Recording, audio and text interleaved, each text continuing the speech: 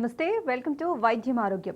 ఇవాల్టి వైద్యం ఆరోగ్యంలో హెర్నియా అంటే ఏంటి, హెర్నియా ఫీమేల్స్ మరియు మేల్స్లో కామన్గా వస్తుందా, హెర్నియా లక్షణాలు ఎలా ఉంటాయి, హెర్నియాకి లాప్రోస్కోపిక్ సర్జరీ ద్వారా పరిష్కారం లభిస్తుందా తెలియజేయడానికి మనతో ఉన్నారు Renova NIGL hospitals consultant surgical gastroenterologist HPB and advanced laparoscopic surgeon doctor K Prashanth garu. అని అడిగి మరిన్ని విషయాలు తెలుసుకుందాం.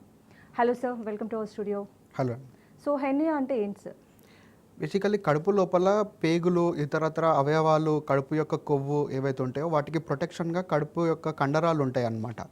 ఎప్పుడైతే ఈ కండరాలు వీక్ అయిపోతాయో లేదా ఈ కండరాలలో ఎప్పుడన్నా వీక్నెస్ పాయింట్స్ వస్తాయో అప్పుడు దాని యొక్క ప్రొటెక్షన్ పోయి లోపల నుంచి పేగులు ఇవనేవి బయటికి చొచ్చుకొస్తుంటాయి అన్నమాట. అంటే ఒక బుగ్గలాగా ఉబ్బుతుంటాయి. సో దాన్ని మనము వాడుక భాషలో హెర్నియా అని అంటాం. సో కడుపులో ఈ వాల్ వీక్ పాయింట్స్ అనేది ఎక్కడ ఉంటాయి సార్? జనరల్గా ఈ కడుపులో వీక్ పాయింట్స్ అనేవి అనేక ప్లేసెస్లో ఉంటాయి. మోస్ట్ ఇంపార్టెంట్ ఏంటంటే గజలల్లో, అంటే గ్రాయిన్ రీజన్ అంటాం దాన్ని మనము ఇంగ్వైనల్ హెర్నియాస్ అంటాం. ఇదే కాకుండా ఇతరత్ర వీక్ పాయింట్స్ అంటే నాభి రీజన్ అంటే అంబలికస్ రీజన్లో అంటాం, దాన్ని మనము అంబలికల్ హెర్నియా అంటాం. ఇది కాకుండా ఎపిగాస్ట్రిక్ హెర్నియా అంటే నాభి పైన వచ్చేది, అంబలికస్ పైన వచ్చేదాన్ని ఎపిగాస్ట్రిక్ హెర్నియా అంటాం. ఇంకొక మోస్ట్ ఇంపార్టెంట్ వీక్ పాయింట్ అంటే ఇంతకు ముందు ఏదైనా సర్జరీస్ అంటే పెద్ద ఆపరేషన్ అట్లాంటివి ఏమైనా అయ్యి ఉంటే ఆ రీజియన్లో వచ్చే వాటిని ఇన్సిజనల్ హెర్నియాస్ అంటాం అన్నమాట. సో ఈ కండరాల బలహీనత కోసం అంటే ఈ ప్రమాద కారకాలు అనేవి ఏంటండి? జనరల్గా దీనికి మెయిన్ ఇంపార్టెంట్ రీజన్ ఏంటంటే ఒకటి ఏజ్ ఫ్యాక్టర్. ఏజ్ పెరుగుతున్న కొద్దీ కండరాల యొక్క శక్తి అది తగ్గిపోతుంది అన్నమాట. దానివల్ల అది వీక్నెస్ ఏర్పడుతుంది. ఇది కాకుండా మోస్ట్ ఇంపార్టెంట్ ఏంటంటే ఇందాక చెప్పినట్టు ఇంతకుముందు ఏమన్నా ఆపరేషన్లు అయినప్పుడు పెద్దగా అది ఆపరేషన్ చేసినప్పుడు దాన్ని అది దగ్గర కావడానికి కుట్లు అనేవి వేస్తాం. ఆ కుట్లు అనేవి నార్మల్ మజిల్ కాకుండా దానికన్నా కొంచెం తక్కువ స్ట్రెంత్లో ఉంటుంది. సో అక్కడ డెఫినెట్గా వీక్ పాయింట్ అనేది ఉంటుంది అనమాట. ఈ రెండే కాకుండా ముఖ్యంగా మనం ఆడవాళ్ళలో చూస్తే రిపీటెడ్ ప్రెగ్నెన్సీ వల్ల కానీ ఒబెసిటీ అంటే ఎక్కువ అధిక బరువు ఉండడం వల్ల కూడా కొవ్వు పదార్థం పెద్దగా అయిపోయి మజిల్ కడుపు యొక్క కండరాలు ఏవైతే ఉంటాయో అవి వీక్ అయిపోతాయి అన్నమాట. దానివల్ల వీక్ పాయింట్స్ అనేవి వస్తాయి. సో ఈ హెర్నియా అనేది మేల్స్ అండ్ ఫీమేల్స్లో కూడా చాలా కామన్గా వస్తూ ఉంటుందా సార్? హెర్నియా అనేది మేల్స్ అండ్ ఫీమేల్స్లో రెండు కామన్గానే ఉంటాయి. మేల్స్లో కనుక అంటే మగవాళ్ళలో కనుక చూసుకుంటే ముఖ్యంగా ఇంగ్వైనల్ హెర్నియాస్ ఎక్కువగా కామన్ ఉంటాయి. ఫీమేల్స్లో కనుక చూస్తే ఫీమేల్స్లో అంబిలికల్ హెర్నియా అంటే నాభి రీజన్లో వచ్చే హెర్నియా కానీ లేదంటే ఇన్సిజనల్ హెర్నియా అంటే ఇంతకు ముందున్న సర్జరీస్ వల్ల కానీ అక్కడ వచ్చే ఇన్సిజనల్ హెర్నియాస్ కామన్ ఉంటాయి. ఆడవాళ్ళల్లో ఇంకా ఎక్కువగా అంబిలికల్ హెర్నియాలు ఇవి ఎందుకు కామన్ అంటే ప్రెగ్నెన్సీస్, రిపీటెడ్ ప్రెగ్నెన్సీస్ వల్ల కడుపు ఉబ్బిపోవడం వల్ల వాళ్ళ యొక్క కండరాల యొక్క స్ట్రెంగ్త్ అనేది తగ్గిపోతుంది అనమాట. దానివల్ల కూడా వాళ్ళకు ఈ హెర్నియాస్ అనేవి కామన్గా వస్తాయి. సో ఈ హెర్నియా లక్షణాలు ఎలా ఉంటాయి సార్? హెర్నియా మనం చూసుకుంటే ఓవరాల్గా 2 టైప్స్గా డివైడ్ చేసుకోవచ్చు. ఒకటి సింపుల్ హెర్నియాస్, ఒకటి కాంప్లికేటెడ్ హెర్నియాస్. సింపుల్ హెర్నియాస్ జనరల్గా ఏంటంటే పేషెంట్స్ మన దగ్గరికి కడుపు దగ్గర నుంచి బుగ్గలాగా ఉబ్బడం కానీ, దగ్గినప్పుడు లేదా నడిచినప్పుడు పరిగెత్తినప్పుడు అది బయటికి రావడం, మళ్ళీ పడుకున్నప్పుడు అది లోపలికి వెళ్ళిపోవడం కానీ చెప్తూ ఉంటారు. దీన్ని మనము సింపుల్ హెర్నియాస్ అని అంటామన్నమాట. నెక్స్ట్ ఇంకొక రకం ఏంటంటే కాంప్లికేటెడ్ హెర్నియాస్. కాంప్లికేటెడ్ హెర్నియాస్ అంటే ఏంటంటే ఇప్పుడు ఇందాక నేను చెప్పినట్టు లోపల నుంచి ఏవైతే పేగుకు సంబంధించింది కానీ కొవ్వు పదార్థాలు కానీ లోపల ఉన్న అవయవాలు కానీ బయటికి వస్తాయి అన్నమాట. అవి బయటికి వచ్చి మళ్ళీ లోపలికి ఎప్పుడైతే వెళ్ళిపోవో అంటే మళ్ళీ అట్లనే బయట ఉండడం వల్ల అవి కాంప్లికేటెడ్ హెర్నియాస్ లాగా వస్తాయి. అట్లాంటప్పుడు పేషెంట్స్ మన దగ్గరికి బయట ఉబ్బడం కానీ దానివల్ల వచ్చే నొప్పి కానీ జ్వరం కానీ వాంతులు కానీ కడుపు ఉబ్బిపోవడం కానీ దీంతోనే ఆర్ సెప్టిక్ ఇంకా బాగా బయటికి వచ్చిన పేగు అది కుళ్ళిపోయినప్పుడు సెప్టిక్తోనే మన హాస్పిటల్కి వస్తారనమాట. సో ఈ హెర్నియాని ఎలా గుర్తించాలంటారు సార్? హెర్నియా అనేది బేసికల్గా అది క్లినికల్ ఎగ్జామినేషన్తోనే మనము గుర్తించడం జరుగుతుంది. అంటే నార్మల్గా ఒక డాక్టర్ దగ్గరకు వచ్చినప్పుడు డాక్టర్ క్లినికల్ ఎగ్జామినేషన్ చేస్తే ఆ హెర్నియాని గుర్తిస్తాడనమాట. అంటే పేషెంట్ని పడుకోబెట్టి కరెక్ట్గా అబ్డామిన్ ఎగ్జామినేషన్ అవన్నీ చేసినప్పుడు హెర్నియా అనేదాన్ని మనం గుర్తించవచ్చు. సో అంటే ఎలాంటి ఇన్వెస్టిగేషన్స్ ద్వారా డయాగ్నోస్ చేయొచ్చు సార్? హెర్నియాని డయాగ్నోస్ చేయడానికి స్పెషల్ ఇన్వెస్టిగేషన్స్ అనేవి అవసరం ఉండవు. First most important in clinical diagnosis. అంటే ఒకసారి పేషెంట్ని ఎగ్జామినేషన్ చేస్తే మనము హెర్నియాని డయాగ్నోస్ చేయవచ్చు. కానీ ఆ హర్నియా అనేది సింపులా, కాంప్లికేటెడా, లేదంటే లోపల ఇంకేమన్నా ప్రాబ్లం వల్ల హర్నియా వస్తుందా, ఇంకా అదర్ ప్రాబ్లమ్స్ ఏమైనా ఉన్నాయా చూసుకోనికి మనము అవసరాన్ని బట్టి మనం సిటీ స్కాన్ కానీ, అల్ట్రాసౌండ్ కానీ, లేదంటే ఇతరత్ర బ్లడ్ టెస్ట్లు కానీ, ఎండోస్కోపీ, కొలనోస్కోపీ కానీ చేయాల్సిన అవసరం పడవచ్చు. సో హెర్నియాకి సంబంధించి ఎలాంటి లేటెస్ట్ ట్రీట్మెంట్స్ అందుబాటులో ఉన్నాయండి? నార్మల్గా చూసుకుంటే హర్నియాకి మెడిసిన్స్తోని ట్రీట్మెంట్ అనేది ఉండదు. హర్నియాకి డెఫినెటివ్ ట్రీట్మెంట్ అంటే ఫైనల్ ట్రీట్మెంట్ అనేది సర్జరీ మాత్రమే ఉంటుంది. ఒకప్పుడు మనం చూసుకుంటే హర్నియాకి ఓపెన్ సర్జరీ అంటే ఇంత పెద్దగా ఆపరేషన్ చేసి దాన్ని మళ్ళీ కండరాలను మళ్ళీ దగ్గరగా కుట్టేసి దాని మీద జాలి వేయడం ఇట్లాంటివి జరుగుతూ ఉంటుంది. అది ఇంతకు ముందు ప్రాక్టీస్ చేసే ఓపెన్ మెథడ్ అనమాట. ఇప్పుడు మనకి ఈ హర్నియాలో లేటెస్ట్ ట్రీట్మెంట్ అంటే లాప్రోస్కోపిక్ ద్వారా వివిధ రకాల హర్నియాలను ఈజీగా అండ్ సింపుల్గా ట్రీట్ చేసే సౌలభ్యం మనకు ఉన్నది ఇప్పుడు. సో మెడిసిన్స్తో తగ్గే ఛాన్సెస్ అసలు లేవా సార్? ఓన్లీ సర్జరీ ద్వారా దీనికి ట్రీట్మెంట్ ఉంది? హర్నియా అనేది బేసికలీ సర్జరీ ఒక్కటే ట్రీట్మెంట్. అది కాకుండా అంటే ఏజ్ రిలేటెడ్, ఏజ్ బాగా ఎక్కువ ఉండి బాగా కాంప్లికేషన్స్ ఉన్నాయి అనుకుంటే మాత్రం జనరల్గా వాళ్ళని కొన్ని సిమ్టమాటిక్ మెడికేషన్స్ పెడతాం, కానీ ఓవరాల్గా చూసుకుంటే హర్నియాకి సర్జరీ ఒక్కటే ట్రీట్మెంట్ ఆప్షన్. సో ఈ లాప్రోస్కోపిక్ సర్జరీలో ఎలాంటి అడ్వాన్స్డ్ మెథడ్స్ ఇప్పుడు వచ్చాయి సార్? ఇప్పుడు లాప్రోస్కోపిక్ సర్జరీ తీసుకుంటే అడ్వాన్స్మెంట్స్ చాలా జరిగినాయి. ఒకటి మనకి హెచ్డి మానిటర్స్, ఒకటి లేటెస్ట్ కెమెరా ఎక్విప్మెంట్, ఇవి కాకుండా లేటెస్ట్ మెష్ అంటే ఏదైతే కండరాలు వీక్ అయిపోయినాయో కండరాలని స్ట్రాంగ్ చేయడానికి నార్మల్ కుట్లే కాకుండా లోపల నుంచి మెష్ అనే ఒక ఆర్టిఫిషియల్ పదార్థం పెడతామన్నమాట. దానివల్ల ఏమవుతుందంటే కండకి ఎడిషనల్ స్ట్రెంగ్త్ మనం ఇస్తున్నాం.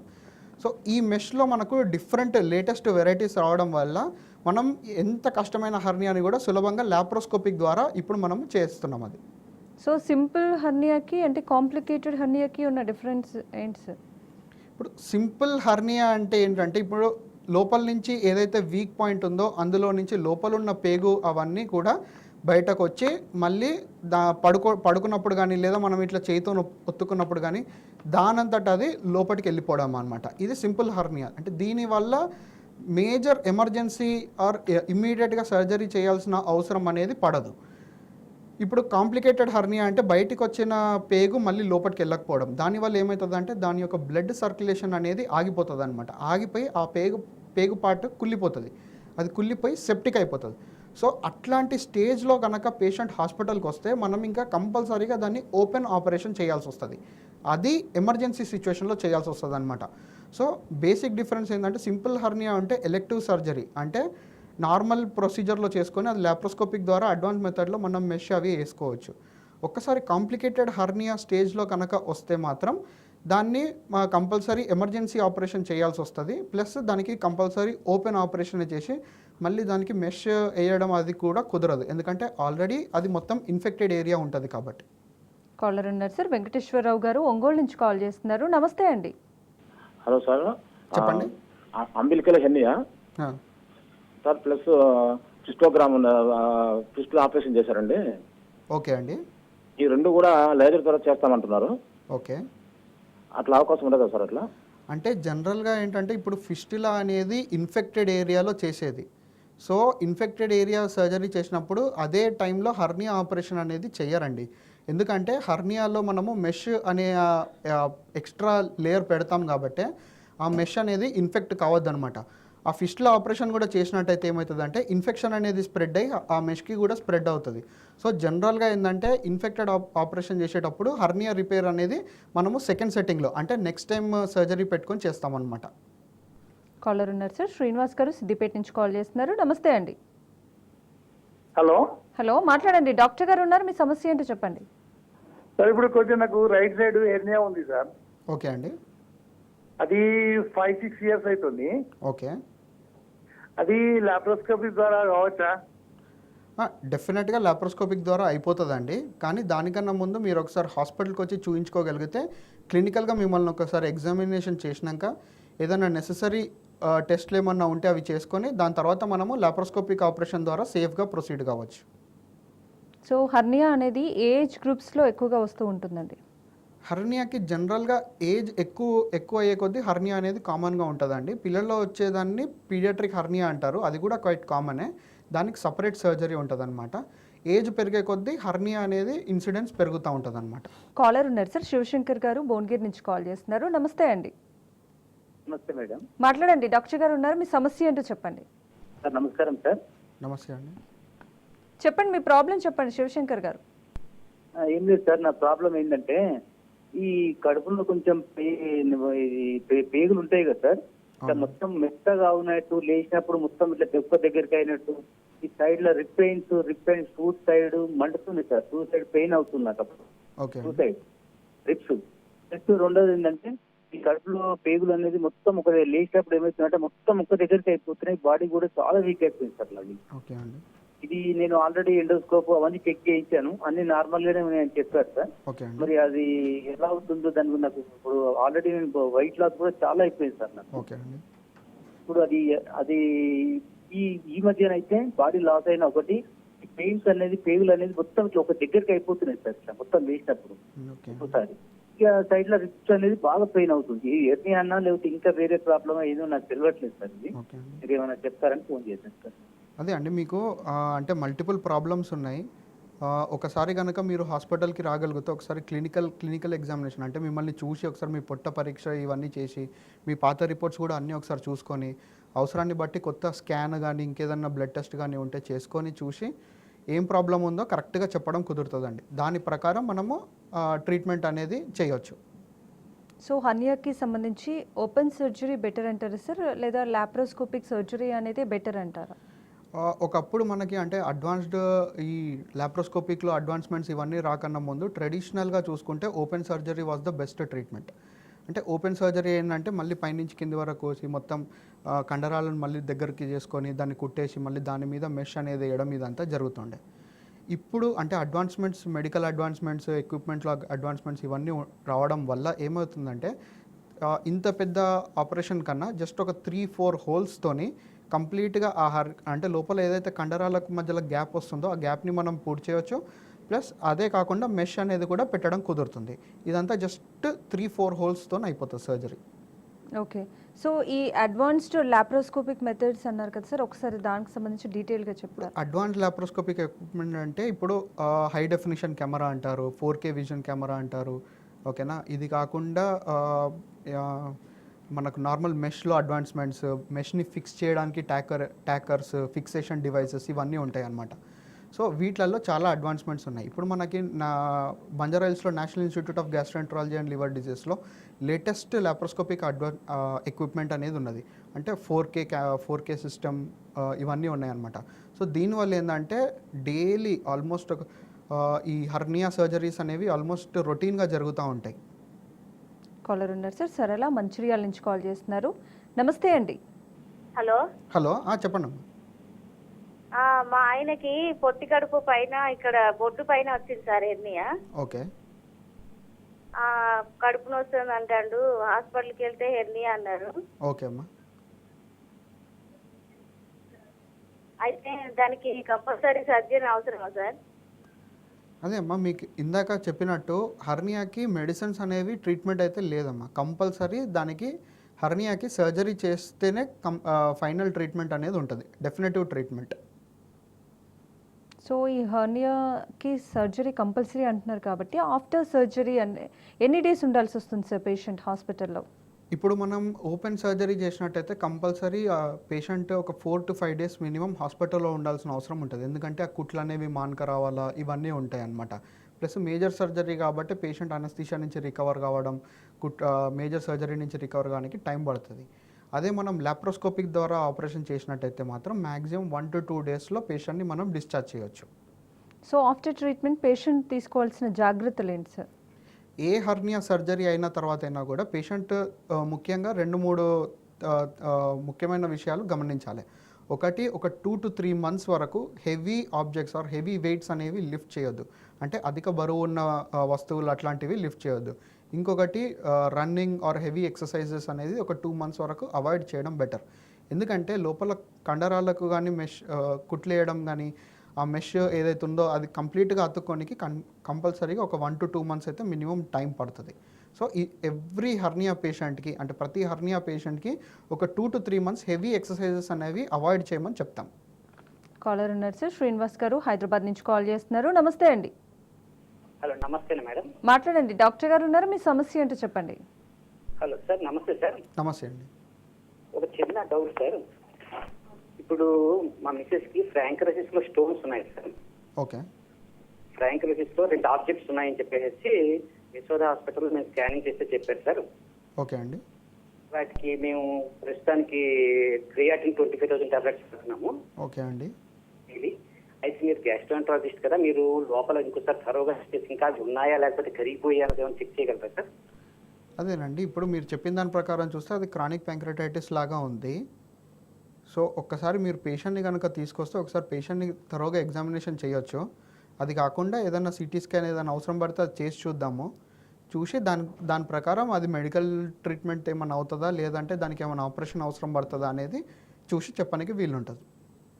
సో ఒకసారి హర్నియా సర్జరీ అయిన తర్వాత మళ్ళీ ఆ పేషెంట్కి ఈ హర్నియా అనేది రిపీట్ అయ్యే ఛాన్స్ ఉంటుందండి? జనరల్గా ఏంటంటే హర్నియాకి డెఫినెటివ్గా ఒక రికరెన్స్ రేట్ అంటూ ఉంటుంది. కానీ కరెక్ట్ పద్ధతిలో కరెక్ట్ టెక్నిక్లో కనుక చేస్తే హర్నియా అనేది మళ్ళీ రికరెన్స్ రావడం చాలా అరుదు. ఒకటి ఏంటంటే ఎమర్జెన్సీలో కనుక ఆపరేషన్ చేస్తే ఏంటంటే దానికి రికరెన్స్ రేట్ అంటే మళ్ళీ హర్నియా వచ్చే అవకాశాలు కొంచెం ఎక్కువగా ఉంటాయి. అంటే హర్నియా అనేది అసలు ఎందుకు వస్తుంది సార్?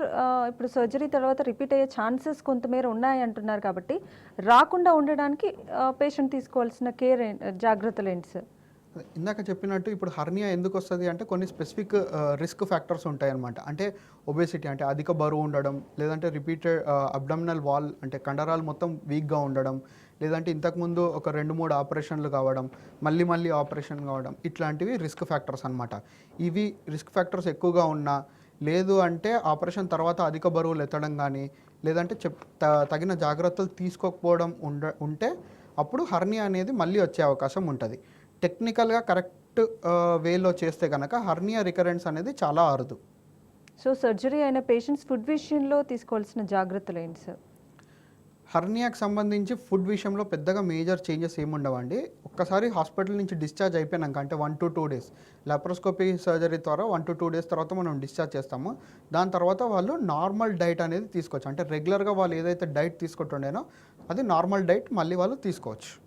సో మీరు ఇందాక చెప్పారు laparoscopic surgery and open surgery, ఈ రెండిట్లలో అంటే ఎక్కువగా ఏమైనా ప్రాబ్లం వచ్చే ఛాన్సెస్ ఏమైనా ఉన్నాయా సార్? అంటే లాప్రోస్కోపిక్ చేయటం వల్ల ఏమైనా సైడ్ ఎఫెక్ట్స్ వచ్చే ఛాన్సెస్ ఏమైనా ఉన్నాయా సార్? జనరల్గా అందరికీ లాప్రోస్కోపిక్ సర్జరీ ద్వారానే హర్నియా సర్జరీ అనేది చేస్తామండి. కానీ చాలా అరుదుగా ఎవరైతే బాగా ఏజ్ ఎక్కువగా ఉంటారో అంటే జనరల్ అనస్థీషియా అంటే పెద్ద మత్తు ఎవరైతే టాలరేట్ చేయరో అట్లాంటి వాళ్ళకు మాత్రమే నడుముకి సూదిచ్చి అంటే స్పైనల్ అనస్థీషియాలో ఓపెన్ సర్జరీ చేస్తాం. ఆర్ఎల్స్ మ్యాక్సిమం అందరికీ లాప్రోస్కోపిక్ ద్వారానే మనము ఆ హర్నియా ఆపరేషన్ అనేది చేయడం కుదురుతుంది. సో ఒకసారి సర్జరీ అయిపోయిన తర్వాత పేషెంట్ ఇంటికి వెళ్ళిన తర్వాత అంటే మళ్ళీ హాస్పిటల్కి వచ్చి రెగ్యులర్ చెకప్ చేయించుకోవాల్సిన అవసరం ఉందా సార్? 1 year వరకు అలాగే ఉన్నా లేదా మెడిసిన్స్ యూజ్ చేసి ఆపేస్తే సరిపోతుందా? ఒక్కసారి లాప్రోస్కోపిక్ సర్జరీ అయిపోయి పేషెంట్ ఇంటికి వెళ్ళిన తర్వాత వాళ్ళ normal daily routine food habits అనేది కంటిన్యూ చేయవచ్చు. ఒక్కసారి ఒక 1 week తర్వాత జస్ట్ ఒకసారి వచ్చి చూపించుకుంటే సరిపోతుంది. అది మన ఎక్కడైతే హోల్స్ నుంచి సర్జరీ చేస్తామో ఆ కుట్లు మొత్తం ఆనినాయా లేదో ఒక్కసారి జస్ట్ చెక్ చేసుకోవడానికి. అంతకు మించి ఇంకా స్పెసిఫిక్గా దానికోసం అంటూ మెడికేషన్స్ కానీ దానికోసం అంటూ సపరేట్గా మళ్ళీ హాస్పిటల్కి వచ్చి చూపించుకోవడం కానీ జనరల్గా అయితే అవసరం ఉండదు. కాలర్ ఉన్నారండి, సత్యనారాయణ గారు హైదరాబాద్ నుంచి కాల్ చేస్తున్నారు. నమస్తే అండి. హలో నమస్తే అండి. మాట్లాడండి, డాక్టర్ గారు ఉన్నారు, మీ సమస్య ఏంటో చెప్పండి. నమస్తే సార్. నమస్తే అండి. సార్ నాది ఇట్లా ప్రెషర్ ఉన్నాయండి. 20 ఏళ్ళ నాకు 20 సంవత్సరాల కింద టెస్టులు అంటారు సార్, హర్షమలని లెక్క. అవునండి. అవి ఉంటాయి. అవి దానివల్ల ఇప్పుడు 20 ఏళ్ళు అయితే నుంచి మళ్ళీ ఇప్పుడు స్టార్ట్ అయింది. మళ్ళీ ఇప్పుడు డ్యూటీ కూర్చుంటే మొత్తం రక్తం వస్తుందండి. ఓకే అండి. సమస్య ఇప్పుడు 20 ఏళ్ళ సమయం ఏ సమస్య లేదు. మరి ఇప్పుడు అది క్లియర్ తోడింది సార్. అది ఏం దొడ్డి కూర్చుంటే మా మొత్తం రక్తం పోతుంది సార్. ఓకే అండి. ఎప్పుడు కలవాలంటారు, చేయాలంటారు. అది ఒకసారి పరీక్ష చేయాల్సి వస్తుందండి. దాంతోపాటు సిగ్మాడోస్కోపీ అని ఒక టెస్ట్ ఉంటుంది. అంటే కింద నుంచి మనం గొట్టం వేసి అది చూస్తామన్నమాట. అంటే దొడ్డికి పోయే దారి నుంచి మనం ఒకసారి గొట్టం పెట్టి చూస్తాము. హర్షమూలలైనా ఇంకా వేరే ప్రాబ్లమ్స్ ఏమైనా ఉన్నాయా లేదా చూసుకోవాల్సి వస్తుంది. హర్షమూలలు ఉంటే అవి ఎంత వరకు ఉన్నాయి, ఎంత సివియర్ ఉన్నాయి అనేది మనం చూసుకోవాలి. దాన్ని బట్టి మనకు వివిధ ట్రీట్మెంట్ ఆప్షన్స్ ఉంటాయి. అంటే చిన్నగానే ఉంటే మనం మెడిసిన్స్ పెట్టవచ్చు, పెద్దగా ఉన్నాయంటే మనం ఆపరేషన్కి వెళ్ళొచ్చు. ఆపరేషన్లో మళ్ళీ మనం అవసరం అనుకుంటే లేజర్ ఆపరేషన్, లేజర్తోని ఈ పైల్స్ ఆపరేషన్ అనేది చేయొచ్చు. సో ఒకసారి మీరు కనుక హాస్పిటల్కి వస్తే ఒకసారి పరీక్ష చేసి దాని ప్రకారం ఏదైతే నెసెసరీ ట్రీట్మెంట్ ఉందో అది చేద్దాం. సో మీరు ఇందాక మాట్లాడినప్పుడు చెప్పారు ఏజ్ పెరుగుతున్న కొద్దీ హెర్నియా సమస్యలు వస్తూ ఉంటాయన్నారు. కాకపోతే ఏజ్ని బట్టి కొంతమందికి సర్జరీ సజెస్ట్ చేస్తాము, కొంతమందికి మెడిసిన్స్ వాళ్ళ ఏజ్ని బట్టి ప్రిఫర్ చేస్తానని చెప్పారు సార్. మరి ఏజ్ అంటే ఏ ఏజ్ వరకు మీరు సర్జరీ చేసే ఛాన్స్ ఉంటుంది? అంటే ఏజ్ లిమిట్ స్పెసిఫిక్గా ఏం లేదండి. ప్రతి హర్నియా పేషెంట్కి ఇచ్చే ఒకటే ఆప్షన్ సర్జరీ. అంటే ఇంకా మరీ వాళ్ళు ఇంకా బెడ్ నుంచి కదలలేని పరిస్థితి ఉన్నారు అట్లా ఉంటే మాత్రం అట్లాంటి వాళ్ళల్లో రిస్క్ వర్సెస్ బెనిఫిట్ రేషియో చూసుకొని ఆపరేషన్ చేయాలా వద్దా అనేది మనం డిసైడ్ చేస్తాం అంతే. అంతేగాని హర్నియాకి సంబంధించి స్పెసిఫిక్గా మెడిసిన్స్ ఆర్ ట్యాబ్లెట్స్ అట్లాంటివి అయితే ఏమీ ఉండవు. సో ఈ లాప్రోస్కోపిక్ సర్జరీ వల్ల అయితే ఎటువంటి సైడ్ ఎఫెక్ట్స్ వచ్చే ఛాన్సెస్ అయితే ఏమి ఉండవా సార్? జనరల్గా లాప్రోస్కోపిక్ సర్జరీ చాలా సేఫ్ అండి. సో దాంతో స్పెసిఫిక్ కాంప్లికేషన్స్ అట్లాంటివి అయితే చాలా అరుదు. జనరల్గా అయితే ఇప్పటివరకు అయితే ఏమీ ఉండవు. సో అంటే మీరు ఏజ్ లిమిట్ లేదు అని చెప్తున్నారు, కానీ మెడిసిన్స్తో క్యూర్ అయ్యే ఛాన్స్ ఉంటుందా సార్? లేదండి, హర్నియాకి మెడిసిన్స్ అనే క్యూరేటివ్ ఆప్షనే లేదు. హర్నియాకి కంపల్సరీ మనం సర్జరీ చేసే తీరాలి. సో ఒకసారి హర్నియా సర్జరీ చేసుకున్న వాళ్ళు ఫ్యూచర్లో వేరే ఏదైనా ప్రాబ్లం వచ్చి సర్జరీ చేసుకోవాల్సి వస్తే వాళ్ళకి ఏమన్నా ప్రాబ్లమ్స్ వచ్చే ఛాన్స్ ఉందా సార్? ఒక్కసారి హర్నియా సర్జరీ అయిపోయాక మళ్ళీ వేరే రీజన్ వల్ల మళ్ళీ కడుపు ఆపరేషన్ చేయాలి అంటే మాత్రం వాళ్ళ దాంట్లో కొంచెం డిఫికల్ట్గా ఉంటుంది. అంటే నెక్స్ట్ సర్జరీ కొంచెం డిఫికల్ట్గా ఉంటుంది. ఎందుకంటే ఒక్కసారి ఆపరేషన్ అయిందంటే లోపల అనేది అతుకులు ఏర్పడతాయి అన్నమాట. సో దానివల్ల కొంచెం డిఫికల్ట్గా ఉంటుంది. అది సెకండ్ సర్జరీ. ఆర్ఎల్స్ అంతకుమించి పెద్దగా వేరే అదర్ ప్రాబ్లమ్స్ అయితే ఏమీ ఉండవండి. కాలర్ ఉన్నారండి, రంగనాయక్ గారు చేరియాల నుంచి కాల్ చేస్తున్నారు. నమస్తే అండి. హలో, నమస్తే అండి. మాట్లాడండి, డాక్టర్ గారు ఉన్నారు, మీ సమస్య ఏంటో చెప్పండి. నాకు బొడ్డు దగ్గర ఎర్నియా ఉందండి. ఓకే అండి. ఈ కరోనా వచ్చి 3 నెలలు అయింది. ఓకే. ఇప్పుడు ఎర్నియా ఆపరేషన్ చేసుకోవాలంటే ఎన్నాళ్ళు గ్యాప్ ఇవ్వాలి ఏంటి అనేది? ఇప్పుడు ఆల్రెడీ కరోనా అనేది వచ్చిపోయి 3 months అవుతుంది కాబట్టి ఇది రైట్ టైం అండి. అంటే సేఫ్ టైం అనమాట ఇది ఆపరేషన్ చేయించుకోనికి. జనరల్గా కరోనా అయిపోయిన తర్వాత వితిన్ 2 to 4 weeks ఆ ఇన్ఫెక్టివ్ పీరియడ్ అనేది వెళ్ళిపోయాక safe time for undergoing any surgery. So already మీరు 3 months అయిపోయిందని చెప్తున్నారు కాబట్టి ఇప్పుడు మనం హర్నియా సర్జరీ అనేది చేసుకోవచ్చు. సో మీరు చెప్పినట్టు ఇప్పుడు హర్నియాని ఐడెంటిఫై చేశాక అంటే డయాగ్నోస్ చేశాక అంటే టైం తీసుకోవచ్చా సార్? వెంటనే చేయాల్సిన అవసరం ఉందా సర్జరీ అనేది? ఎనీ సింపుల్ హర్నియా అంటే ఇందాక నేను చెప్పినట్టు ఏ సింపుల్ హర్నియా అయినా సరే యాజ్ సూన్ యాజ్ పాసిబుల్ అంటే వీలైనంత జల్దీ ఆపరేషన్ చేయించుకోవడమే మేలు. ఎందుకంటే టైం పెంచే కొద్దీ దానివల్ల కాంప్లికేషన్స్ పెరుగుతాయి కానీ హర్నియా అనేది ట్రీట్ అయితే కాదు. కానీ కాంప్లికేటెడ్ హర్నియాస్ అంటే ఇందాక నేను చెప్పినట్టు అది నొప్పి రావడం, పేగు అతుక్కపోవడం, లేదంటే పేగు చచ్చుబడిపోవడం ఇట్లాంటివి ఉంటే మాత్రం అది ఎమర్జెన్సీ అనమాట. అంటే వీలైనంత జల్దీ వితిన్ 24 hours దాన్ని ఆపరేషన్ చేయాల్సి ఉంటుంది. ఓకే సార్, హర్నియాకి సంబంధించి చాలా వాల్యుబుల్ ఇన్ఫర్మేషన్ తెలియజేశారు sir. Thank you so much అండి. థ్యాంక్ యూ అండి. సో ఇది ఇవాల్టి వైద్యం ఆరోగ్యం. చూస్తూనే ఉండండి టీ న్యూస్.